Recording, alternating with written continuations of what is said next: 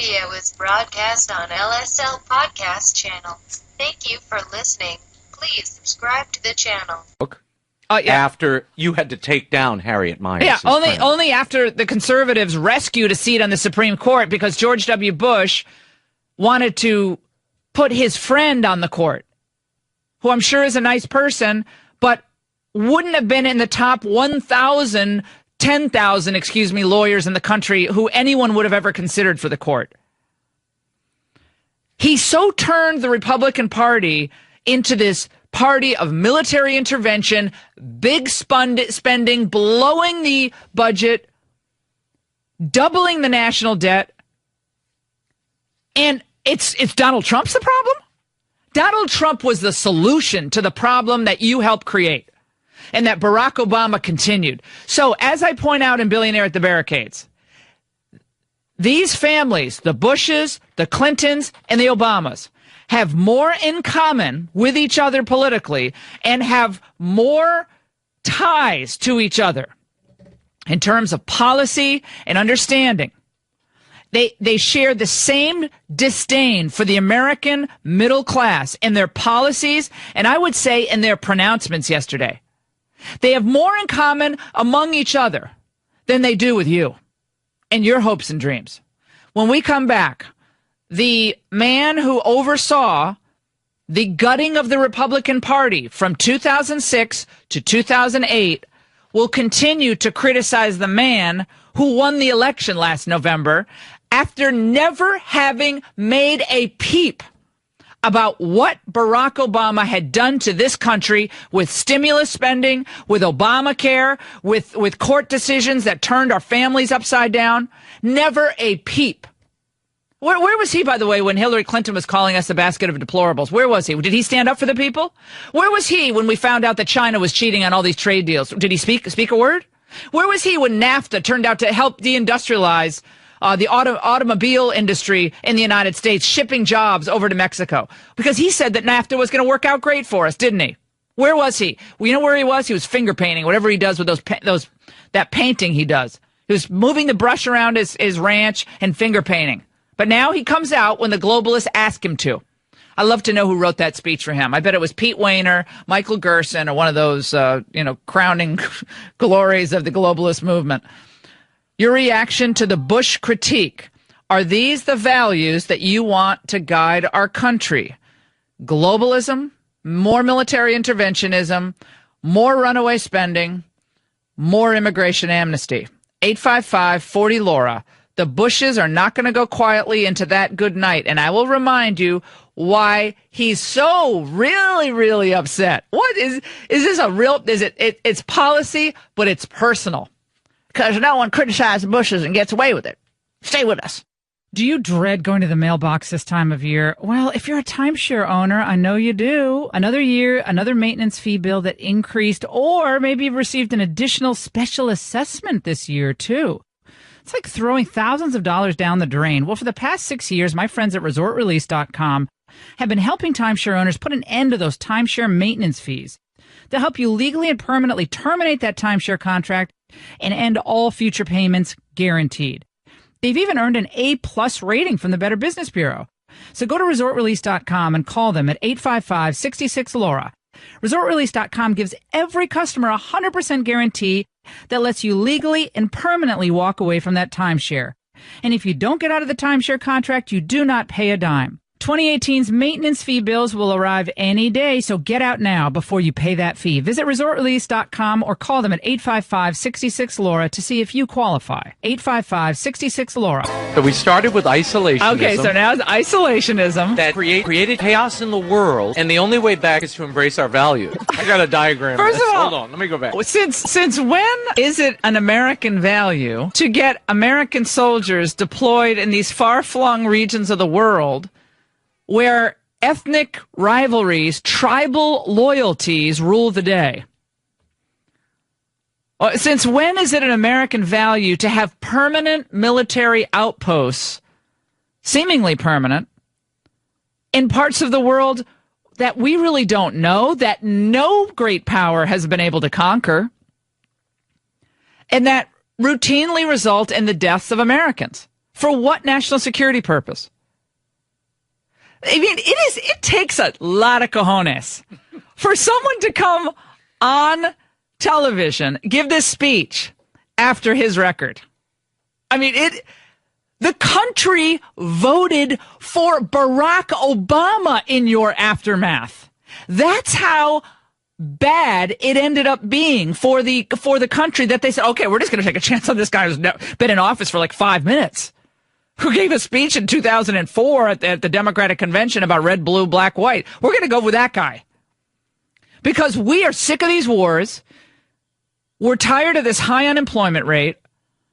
Household income had dropped $4,000 during the 8 years of the Bush presidency. 6,648 dead in Afghanistan and Iraq. And by the way, it all cost about $4 trillion when you total it all up. Oh, that all worked. Oh, sorry, but we did Medicare Part D with Ted Kennedy. We spent money on that. So why is Bush really trashing the Trump agenda? Well, why would he come out now after all this time?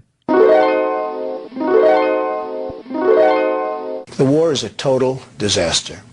2007. It's a catastrophe, nothing less. It is such a shame that this took place. In fact, I gained a lot of respect for our current president's father by the fact that he had the sense not to go into Iraq. Well, who do you blame?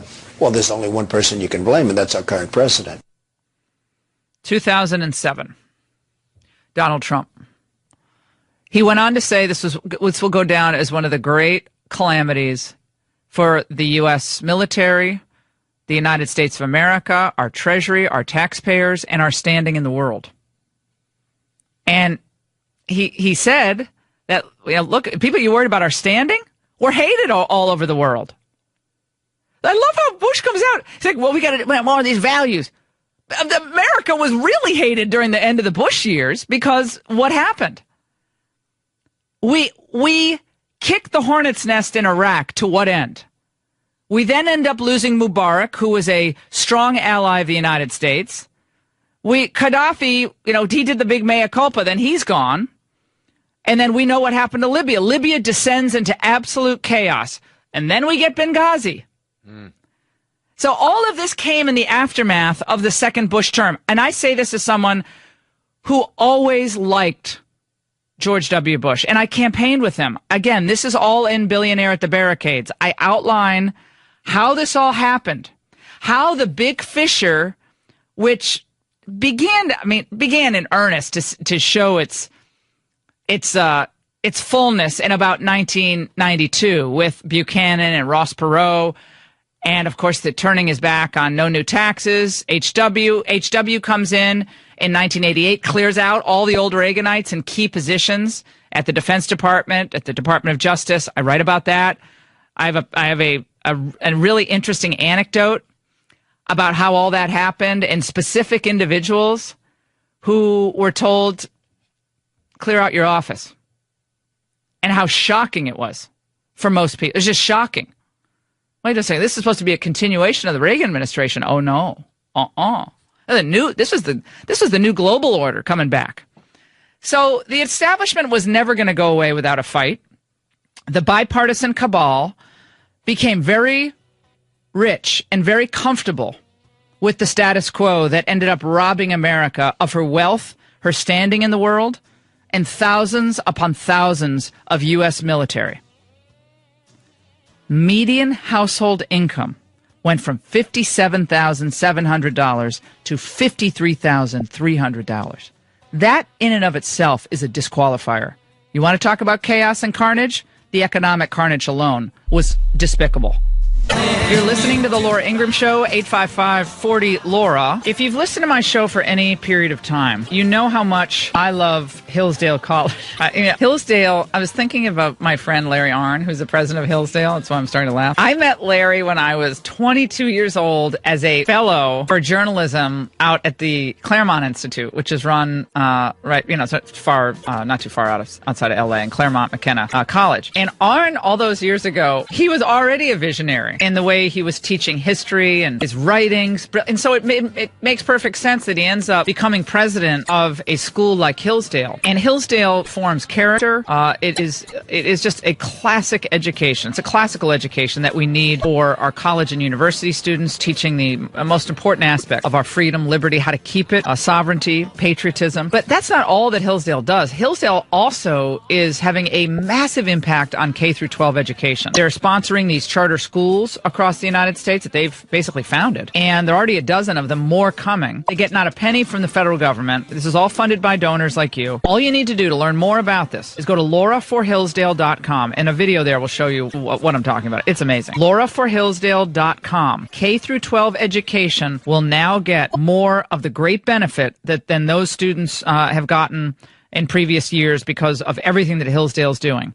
lauraforhillsdale.com. You're listening to your Healthy Radio Addiction, the Laura Ingraham Show. That is General John Kelly, Chief of Staff to Donald Trump. And the music you're hearing underscore his comments is the song Mansions of the Lord that was composed by Randall Wallace, who directed the film Braveheart. And that has become the Army's anthem. The Army actually did not have its own anthem, and this has become the Army's anthem. But it is so stirring because it speaks about sacrifice and military death, and how those brave heroes are going on to live in the mansions of the Lord, and that's where they'll reside, and that's how we'll remember them. And so anyway, I listen to that and I tear up every time I hear it. How many of you heard any part of what General Kelly said yesterday about what happens when we lose one of our brave men or women in the U.S. military, deployed overseas or here back home? There are all sorts of ways that people in the military can die. It doesn't have to just be in combat. We have military accidents, we have training accidents, and sometimes it's completely out of the blue, and other times these men and women know they're in harm's way, and anything can happen. But this controversy over Gold Star family phone calls and Frederica Wilson, the woman with the cowboy hat, I mean, it's all now, it's so low, it's reached such a low level that Kelly comes out, who is a Gold Star father himself, and spoke about how, look, you guys reporting on this, most Americans don't even know anybody who serves in the military today. And we've lost respect at every level of society for the things that used to matter. I found his appearance in the press briefing room yesterday to be one of the most compelling on-camera commentaries that I've ever heard. We're going to play it basically in its entirety throughout the show. But joining us now is Jim Warshuk. He's a retired colonel, U.S. Air Force. He's worked in the White House National Security Staff, and he has also been,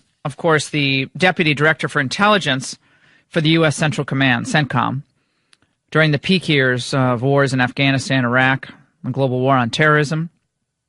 And he joins us now. Jim, it's good to talk to you, and thank you so much for your service to this country. It's just great to have you on today. Great to be back with you, Laura.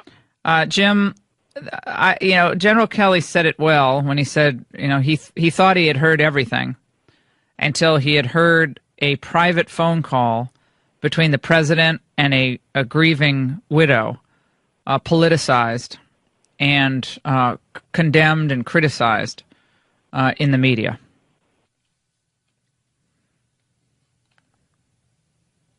Your reaction to what happened? Well, first of all, General Kelly's remarks were probably the best I've ever heard from any military officer on the subject, speaking certainly from his many years of service, combat service, and losing a son in battle. That in itself speaks volumes to the type of man he is. And I know there's been a lot of people who said, particularly on the left and from the Democrats, that he was put out there by President Trump. I beg to differ profusely, because he's the type of person that would do that to correct the narrative, because it is so important to the dignity and honor of our service members who have died to make that correction. So that's my first point. Mm-hmm. Second point is this president, probably more than any other president, certainly in my time and in modern times, has surrounded himself with more combat-proven military leaders and general officers than any other president. he has their advice, he seeks their advice, and their advice is there when he needs it. So to say that this president was insensitive in dealing with a casualty notification or a condolence call in the manner which it was described is just unfathomable. So that's my position on it. This is part of what General Kelly said yesterday, and as I told my listening audience, we're going to play his remarks in their entirety throughout the broadcast. But let's listen to this part. It stuns me that a member of Congress would have listened in on that conversation. Absolutely stuns me. And I thought at least that was sacred. You know, when I was a kid growing up, a lot of things were sacred in our country. Women were sacred and looked upon with great honor. That's obviously not the case anymore, as we see from recent cases. Life, the dignity of life, was sacred. That's gone. Life, great. Religion, that seems to be gone as well. Gold Star families, I think that left in the convention over the summer. I just thought the selfless devotion that brings a man or woman to die on the battlefield, I just thought that that might be sacred. And when I listened to this woman and what she was saying and what she was doing on TV, the only thing I could do to collect my thoughts was to go and walk among the finest men and women on this earth. And you can always find them because they're in Arlington National Cemetery. I went over there for an hour and a half, walked among the stones, some of whom I put there because they were doing what I told them to do when they were killed. I can't imagine that if you're a patriotic American and hearing those comments from a father who lost his own son and ordered other men into situations that ended up in their own deaths, that you don't have. I mean, I was so choked up and I was so moved because he painted a picture of the great sacrifice, and you see it in the number of headstones from the Iraq and Afghanistan wars, that section of the cemetery where, you know, you look at the enormity, the loss of life, men in their prime, women in their prime, fathers, husbands, brothers, sisters, and they're gone. And it's heartbreaking. And it is the cost of freedom. And for people to say that Donald Trump doesn't care because they want to score some political points, I mean, it's mind-boggling. General Kelly is one of those individuals who I think, in many ways, seems to be a throwback. The way he spoke about the things that used to be held sacred in our society. I spoke about this similarly at the Republican convention, the loss of respect for the elderly, for police, for teachers, for ourselves, and the way we conduct ourselves. All of us, you know, all of us can do better. Our entertainment, the degraded entertainment in lyrics and music and billboards, on the way that violence, radical, horrific violence is glorified on the screen. This is the society we've created. And there is not a lot held in reverence today. Not that much. If you can't stand for the national anthem, if that's a debate point, then we are really at a different juncture. That's absolutely correct, Laura. And I can tell you this: every member of the military that I've served with in nearly my 30 years believes wholeheartedly in the words that General Kelly mentioned, talking about what is sacred. We still believe in that, and we still put that on the highest shelf. And it comes out of patriotism, honor, respect, devotion to the country. We've lost a lot over the years, unfortunately, as you said, and we've got to get it back. And maybe this is a pivotal point where people start to remember and start to reflect on what's important to us. Certainly all of us who have deployed, and I've deployed many, many times to places you would never want to go to in the world, and seen things that have never been believed or looked at by average Americans. And one of the things you look forward to is coming back home, because you know this is still the greatest country. We just have to do better in making sure Americans remember that. One of the hardest things for a military officer, and we get put into a pool of casualty notification officer roles, depending on the military service and the base you're assigned to. Your number's going to come up, and you're going to get that call to be that person the next time a military member has fallen, to notify their families. It is the most gut-wrenching, hard act to do. You're basically going to break somebody's heart because you're the person that tells them first. This is long before a president makes a phone call or a president writes a letter. This is the first line of notification, where you go with a chaplain to the family member's home, be it a parent or a spouse, and it is the hardest thing to do. I've done it once, and that was enough. And the second hardest is to preside over a military funeral, which senior military officers also have to take turns, so to speak. Your number will come up, and you'll get the call to do it. That's probably the second hardest, because the family has been notified already, and now you're at the funeral, and you're there to support them and preside over the proceedings. But those are the two most difficult military tasks that I can recall ever having. You're listening to the Laura Ingraham Show.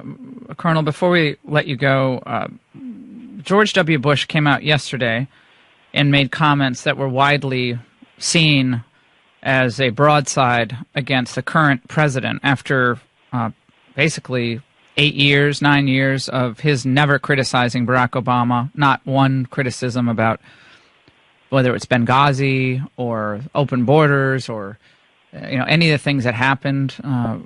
And yet he did feel like he needed to come out yesterday. Let's listen. The return of isolationist sentiments, forgetting that American security is directly threatened by the chaos and despair of distant places where threats such as terrorism, infectious disease, criminal gangs, and drug trafficking tend to emerge. In all these ways, we need to recall and recover our own identity. Americans have great advantage. To renew our country, we only need to remember our values. He talked about the casual cruelty, again, seemed to be directed at the current president of the United States. What are your thoughts there? My first thought was, why is he doing this? I served under that president. I served all my tours in Iraq and Afghanistan under that president, and I was extremely disappointed in the fact that he came out and made that speech at all. Secondly, as you well noted, where was he for the previous 8 years during the Obama administration, where that administration seemed to be totally disengaged from America's resolve, America's role in the world, and contributed to doing that. And for him to come out now at this point in time, when we are trying to reintegrate America, put America back as a leader in the world, to come out and say that pushing the globalist rhetoric was extremely disappointing to me, having served under that man. Colonel, we salute you for your service to this country, your patriotism, and your candor. It's needed now more than ever. And you come back anytime, and God bless you. I just love our military. Our military just rock. And General Kelly is, he was one of my favorites before, but now he's really my favorite. Don't go away. The Laura Ingraham Show. The Puerto Rico governor praising the federal hurricane response, a little contrary to the media narrative about Donald Trump. And the establishment strikes back. I want you to go to lifezet.com. Stay connected. You are listening to the Laura Ingraham Show, 855-40-LAURA. General John Kelly comes out yesterday and offers his own perspective as a Gold Star father and a commanding general on the great heartbreak, the loss of military life. We've seen thousands and thousands and thousands of young men and women and some not so young, in their 40s. We've had combat deaths of officers in their 50s. And over the last, since 2003, 2002, we've been engaged in this global war on terrorism. And from the beginning to the end, we've seen, the entire country change after 9/11. We still have a small sliver of a percentage of Americans who serve in the military, or even who know anyone who serves in the military. And that's the point he made. So before people start making these, broad judgments about Donald Trump's call with a widow of a fallen soldier, you really have to think about what this has meant to us as a nation. And Kelly went on to describe his own conversation with Donald Trump when the president asked him, like, how do you make these calls? That's a normal question. Particularly for someone who has not served in the military. And General Kelly said that. Look, he hasn't served, so he came to me for advice. The call in question were to 4 family members, the 4 fallen, and expressed his condolences in the best way that he could. And he said to me, what do I say? I said to him, sir, there's nothing you can do to lighten the burden on these families. But let me tell you what I tell them. And let me tell you what my best friend, Joe Dunford, told me, because he was my casualty officer. He said, Kel, he was doing exactly what he wanted to do when he was killed. He knew what he was getting into by joining that 1%. He knew what the possibilities were because we're at war. And when he died, in the 4 cases we're talking about, in Niger, my son's case in Afghanistan, when he died, he was surrounded by the best men on this earth, his friends. That's what the president tried to say to 4 families the other day. It is a normal human reaction for the President of the United States to ask his chief of staff how to handle something like this. Because I've had the great privilege and the great, sadness of attending funerals at Arlington National Cemetery. And I've had the great privilege of sitting in the ICU with soldiers, 19, 20, 21 years old. One in particular who I will never forget, who had, among the most severe injuries I've ever seen. And what their families are going through. He died 2 days later after I was with him. So this was at Bethesda Naval Hospital. There are no words. So come in and see my son. I felt like I even have the right to go see their son. And I said, I felt like who am I to go hold your son's hand? And when he opened his eyes and looked at me, I felt like I couldn't speak. So I'm someone who speaks for a living, but I felt like I could not get the right words out to speak to his fiance and to his parents. I couldn't get the words out because it was fairly obvious that he was not going to survive. The General Kelly spoke to these are normal human emotions. They're great heartache and great sacrifice. That is the narrative of the country. That is how we became who we are today, how we survived 2 world wars, thrived after 2 world wars, and how we became the world's greatest superpower. Because we had men and women like this who were willing to sacrifice for us as we go about our lives of comfort and relative security because of them. And so when I didn't get to see Kelly speak live, so I watched it later in the day. And I thought to myself, there's not even the left is not going to be able to criticize General Kelly. Even the people who despise Trump and the media, the media littered with those people. And then I said, they can't. He's a Gold Star father. He's a commander. He was a former commander. He sent men into battle and women into, and they died. He knows what it's like. They can't criticize Kelly, correct? And then came Joe Scarborough. It was, Mika. It was meaningful. It was sincere.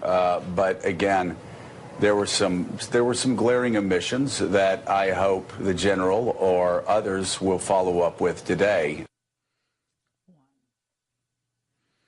It was sincere, but did he say that about Khizr Khan, Muslim father, Gold Star father, who spoke at the Democrat convention and waved the Constitution around in a very, heartfelt way, and he was severely criticizing Donald Trump.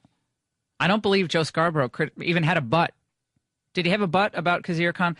But Donald Trump didn't deserve that? But no. He's a smart man, General Kelly. He knew what he was saying. There were several things that were said that cut both ways, that didn't just cut towards the Congresswoman, but also cut towards the president he serves. Quote, nothing in this country today suggests that selfless sacrifice to the nation is still required. It's hard not to immediately think of the commander-in-chief as the example of that. There is nothing selfless about Donald Trump, nor has anyone ever suggested in 71 years of his life that there's anything selfless about him. Wow, Joe, living in the glass house as you do, I don't think you should throw stones about great sacrifice and allegiance and selflessness. Has Joe Scarborough served in the military? Did I miss that? Donald Trump left a life of comfort and luxury to go through what he's going right now, where he can't do anything right. It's easy to run for president, is it? He didn't serve in uniform. No, he did not. But is this? Do you think this is fun to go what he's gone through over the last 2 years? He has been maligned now by the Bushes. You heard George W. Bush yesterday going after the casual cruelty and the isolationism. All the attacks, the typical Bush globalist attacks on a conservative populist. Bush never criticizes the left, never criticized them when they wage their attacks on Republicans, the war on women. He never came out when they used race in a shameless fashion, as St. Louis was burning, as Baltimore was burning, and as the fanning of racial insecurity and racial animosity done by the left. Did George W. Bush ever come out when conservatives were shouted down at Berkeley? Is that casual cruelty? He only comes out on the attack when he knows the media who previously maligned him at every turn when he was actually president. Now the media is building George W. Bush up because he's attacking Trump. That's not predictable. But Donald Trump did nothing to sacrifice? Being president of the United States, running for the presidency, as he did, took an enormous amount of courage, energy, and love of country. I don't recall Joe Scarborough attacking Barack Obama for never having sacrificed before he became president. What did Barack Obama do? Barack Obama was a state senator for a breath and a senator for a couple of years. And then he walked into the presidency. Politics of division? Barack Obama wrote the book on the politics of division. Along racial lines, along gender lines, along sexual identity lines. And we're going to get into all of this because it was a tandem act yesterday. Two peas in a pod. Obama and Bush. I'm sure this was all just a coincidence. They didn't coordinate. And, of course, Paul Ryan with his jokes about Trump. You see, the establishment was never going to go away without a fight. I write about this in Billionaire at the Barricades. From George W. Bush to Barack Obama, there is not that much daylight on key issues. You heard, and we'll show you this with the sound bites from Obama yesterday. They were both striking similar chords about these are our American values. What are the American values? Doubling the debt and presiding over the loss of basically the gutting of the Republican Party. Is that an American value? Really? 6,000 men dead and women dead in 2 wars that the country revolted against. So much so that they voted for the guy who voted against the war for president. Don't you love how the media is building Bush up again? This is just clockwork that's happening. If you're a Republican and you trash Trump on a regular basis or on an occasional basis, you will win the warm hugs and the smooches from the lamestream media. They will give you every accolade, forgetting what they said about you 8 years ago. Forgetting what they said about you last week.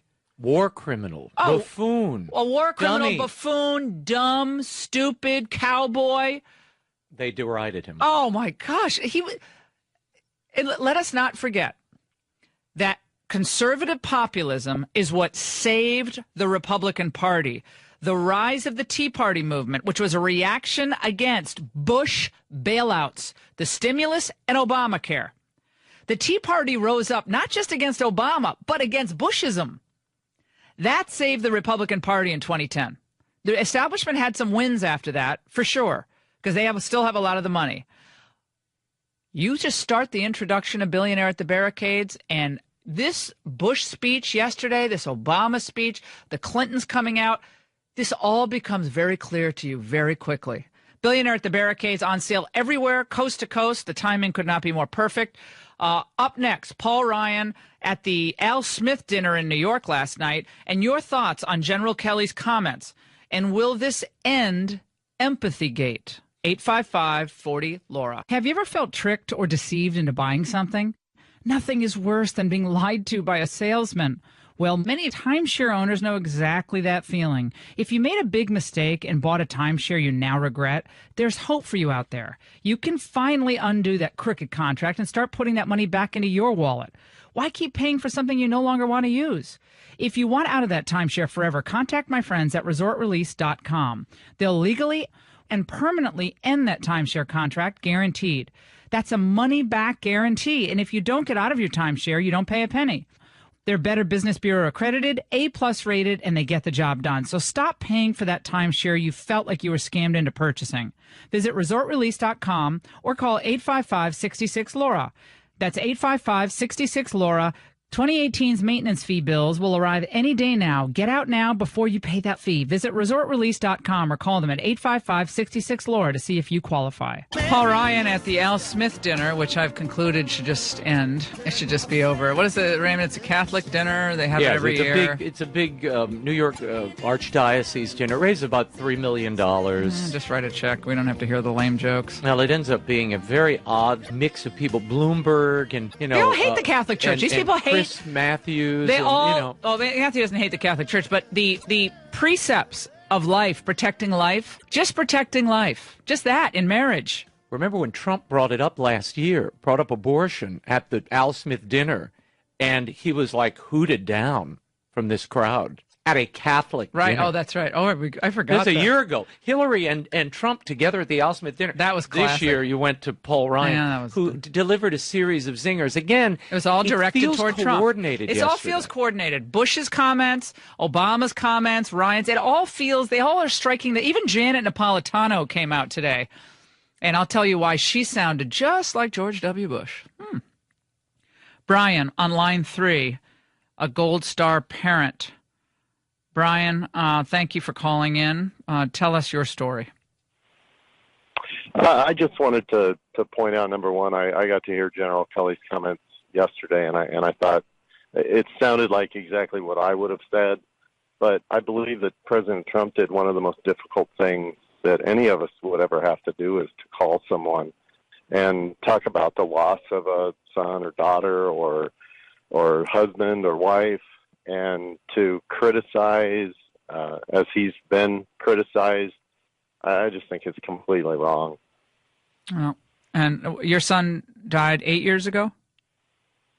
Yeah, he was killed in Iraq, West Point grad, first lieutenant.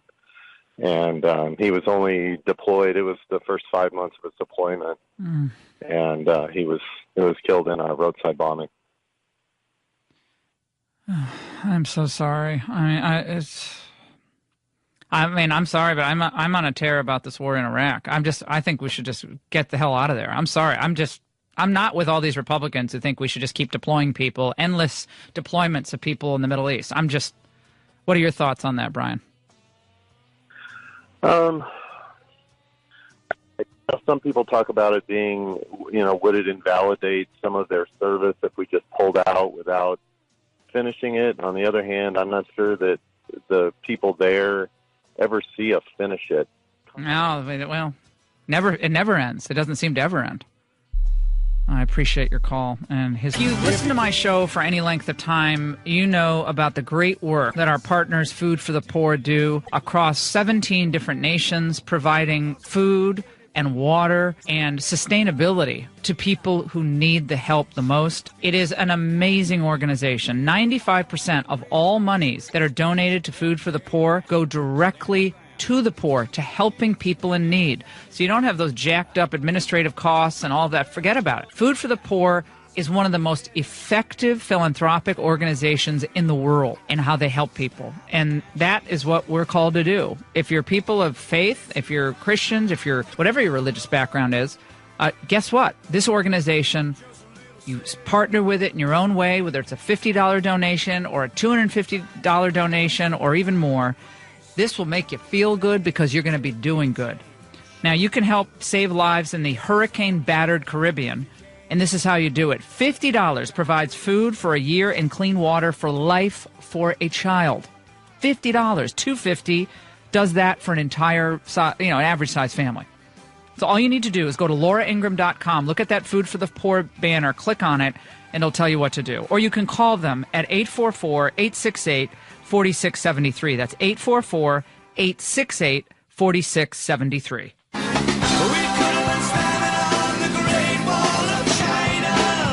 Donald Trump, for 30 years, has singled out China as the biggest single problem we have on the world stage. The elites in this country have got us in a situation, we're at not economic war with China. China's at economic war with us, okay? You want a trade war with China?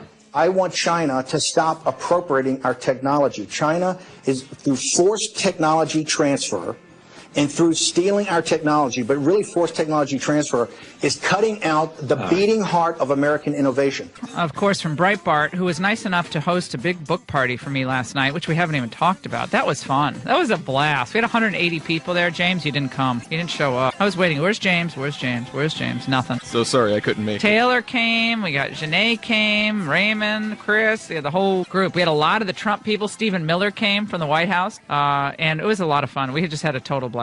And it was so nice of Steve to host that. And it was interesting because the party was going on as everyone was a Twitter about the Bush and Obama comments criticizing Trump without using his name.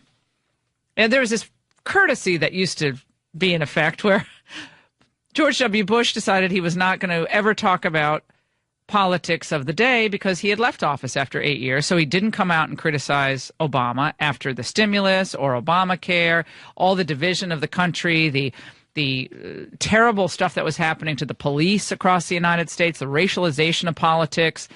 None of that. He never came out and ever defended conservatives, ever defended the Republican Party. But when the globalists are back on their heels and economic nationalism is on the rise, ooh, the Bush is going to come back. Oh, because that's their lifeblood. That's who they are, and that's what they believe. Okay, so that's what he believes in, and he calls Trump protectionist. Protectionism, xenophobia, racism. He's just repeating the tropes of the left, and the left loves it. They love it because he's giving voice to what they believe about Republicans. And so now we're at the point where if you hold China accountable for their cheating and trade violations, you are just a Trumpite and you're a protectionist. So he talked about isolationism, protectionism. China economy backs into the future. The state sector leads expansion even as the president lauds higher quality growth. And this is a piece in the Wall Street Journal today about what's happening in the Chinese economy. We'll get to that in just a bit. But joining us now is Matt Card. He's the executive vice president for Suniva, which is a U.S.-based manufacturer of solar modules. And he's going to be testifying before the ITC, the International Trade Commission, after the solar panel cases came to the fore in September, where both Suniva and Solar World were handed a win in this ITC injury case, which means that basically China, the way it's conducting itself in international trade, is violating, and I think it's beyond obvious, violating the 1974 Fair Trade Act, and Suniva wants tariffs slapped on Chinese solar modules coming into the United States. By the way, Suniva, I believe, is now bankrupt. Matt Card joins us now. Matt, how are you? Good to talk to you. Good morning, Lauren. Thanks very much for having me. I appreciate the opportunity to chat. Matt, it's interesting to see the globalists rise up. Yesterday, George W. Bush, Barack Obama, both, and seeming like a coordinated attack on the president. It was everything thrown into the mix. Because when you talk about Trumpism, which is just conservatism, always was, and up until the Bush time, that if you are interested in protecting America's interest by focusing on the American economy first, not these far-flung military adventures or these global trade deals that have done so much to harm American industry, then you're a protectionist. Tell us about what Suniva wants, needs, and how this Chinese manipulation of the solar market has hurt U.S. manufacturers. Yeah, absolutely. Thank you very much. I absolutely agree with the comments in your lead-in. China's absolutely in an economic war with the U.S. I had to laugh at the comments a little while ago about the screaming about protectionism. This is nothing more than what President Trump has called for at the UN, which is fair and reciprocal trade and commerce, and that's what we're looking for. The issue here, I'll explain to your listeners, is over the last 30 years, China and its proxies have executed a targeted attack, economic and otherwise, through just an overwhelming flood of low-priced imports on an important U.S.-born high-tech industry, solar cell and module manufacturing. Everyone thinks of this as a Chinese industry, but the technology was actually born and developed in the United States. And over the last 5 years alone, as a result of this targeting, almost 30 U.S. manufacturers have been driven out of business, suffered mass layoffs, and crippling financial harm. This issue is not important only as a manufacturing issue, but as a growing national energy and cybersecurity issue. And the attacks absolutely continue. Even this week, another U.S. manufacturer announced that it will be closing its doors and laying off its entire staff, and it attributed the problem to that to low-priced imports driven primarily out of China and its proxies. Now, the use of Section 201 of the 1974 Trade Act by this administration is really important for people to understand. This is where Trump fulfills his promise that he made on the campaign trail to stand up for American manufacturing by using current U.S. law that other presidents basically didn't pay all that much attention to. Tell us about the Section 201 issue. And I know people think, oh, this is too inside baseball, but it's not. This is something you really have to understand to get why Trump is rattling the globalist cage here. Remember the Bushes, their connections to China. Obama obviously presided over a ballooning trade deficit with China for 8 years, did not give a whit about China's manipulation of the market for the most part. Tell us about Section 201 and why this is so significant. Well, you're right in bringing that up, and I appreciate that. 201 represents, I think, the appropriate tool to target what has been a very comprehensive attack.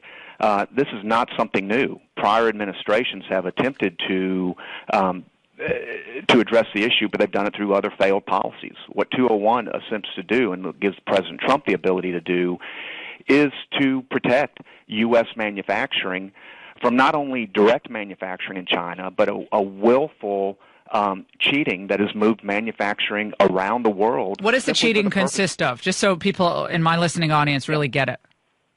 Yeah, absolutely. If you go back a little bit in history, various attempts have been put on to try to control anti-dumping and things like that from Chinese manufacturers. What China basically did was laughed at the U.S. and said, we'll show you, and they created a global game of whack-a-mole.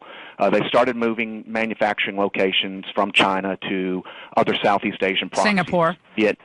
Singapore, Malaysia, Vietnam, Thailand. You know, countries the size of Nebraska now have more manufacturing capacity in solar than the United States of America. And their answer has been right in everyone's faces. They've been bold and loud in the press and said, hey, we're moving to these countries as a way around the tariffs put in place by the United States government. What the 201 gives President Trump the ability to do is say, enough is enough. We're going to protect U.S. manufacturing jobs. We don't care where you run in an attempt to violate U.S. law. We're going to lock this country down, and we're going to protect and create fair and reciprocal trade for American manufacturers. It's a fantastic notion. The Wall Street Journal is going crazy about this, by the way. They can't stand the idea of any tariff being put on Chinese manufacturing, whether it's made in China itself or companies are moved over to Malaysia. They can't stand the idea of protecting American companies. You're asking what, for a 40 cent tariff on each solar module? Is that right? 40 cents a module? A little bit lower than that. Okay. And without getting into the inside baseball, as you call it, there's a different tariff for a solar cell and a solar module. Okay. But we are asking for essentially the return of pricing to effectively early 2016, before a massive distortion caused by imports flooded the U.S. And when they flooded the U.S., again, I hate to keep interrupting you, but I know my listeners want these questions answered. When you say Chinese dumping, explain what that means. So again, the average person who doesn't know trade policy gets this. Yeah, fair enough.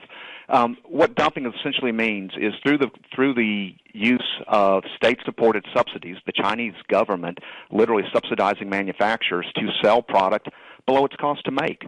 We operate here in the United States in a fair market. We're expected to make a profit.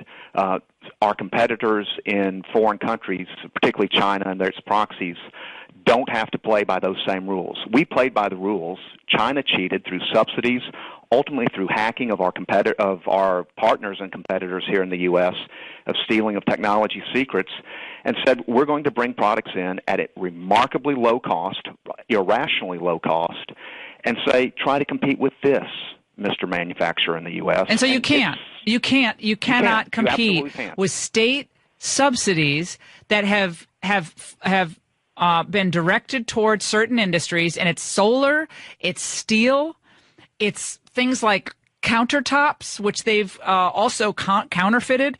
They steal technology and things as simple as Cambria quartz countertops. They've dumped cheap imports from China into this country, and it's hurting that great manufacturing company based in Minnesota. They operate on so many different levels of deception that it is hard for the average manufacturer to keep ahead of it. And what Donald Trump is saying here in the solar industry is all we want is a comparable playing field, competitive advantage. No, we're not looking for a competitive advantage. We're just not going to preside over a competitive disadvantage because of their cheating. And what is the current posture? And we have to go, but very quickly, what is the current posture of this case at the ITC? What next? Is it now up to the remedy portion of this? Yeah, so the ITC is effectively done. The ITC viewed the case in September. They ruled unanimously that there was injury. 4-0. Both free traders, fair traders, the full range of spectrum on the ITC said unequivocally this massive imports, particularly from China and its proxies, have crippled the U.S. industry. Remedy hearings were held a week or two ago. The ITC will announce their recommendations, and by November 13th, it will be delivered to President Trump, who will make the final decision. Awesome. I got to say, we're incredibly heartened that we have a president now, and President Trump, who has the courage to take what you described as bold steps that says we're not going to stand for this anymore. Well, that's not fair. That's protectionism. Matt, that's protectionism. You're trying to wall off the country. All right, you're walling us off, and you have your solar. but China has its solar, Malaysia has its solar, and so it's one big global community. So you gotta compete, or you gotta get out of the business. All right, so you're just protectionist. You know, that Trumpism that take us down the toilet. It's like, Well, if it's protectionism, then I'm very glad we have a president now who defines that as fair and reciprocal. Now, I appreciate it, Matt. We're out of time. Thank you so much for your perspective. A complicated topic made very easy to understand on the Laura Ingraham Show. We wish you all the best. We hope the president does the right thing on November 13th. We'll take a break. We'll close out this hour. A lot more to get to on your healthy radio addiction.